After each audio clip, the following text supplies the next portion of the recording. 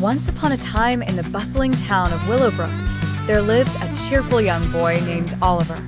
Oliver loved his bright blue bicycle more than anything else in the world. He would cycle to school every morning, feeling the cool morning breeze rush past his cheeks.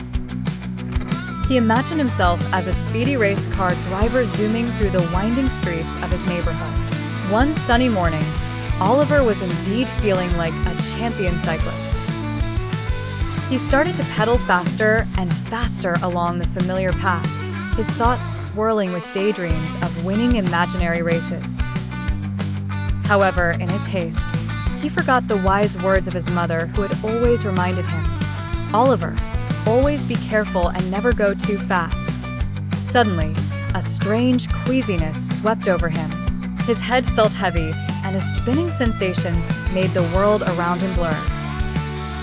Oliver's tummy began to churn like an ocean in a storm.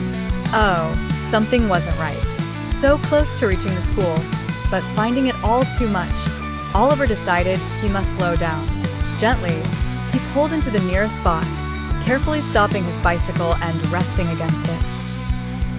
As he sat down, he realized that his fast-paced cycling had made him feel unwell. Luckily, a kind passerby, Mrs. Willow, saw the situation and immediately offered to help. Concerned, Mrs. Willow called Oliver's mom, and together they took him to the hospital. At the hospital, friendly Dr. Green assured Oliver that he just needed a bit of rest and to always ensure he cycled safely in the future. When Oliver returned home, his mother sat by his bed, gently patting his head. She smiled and spoke softly.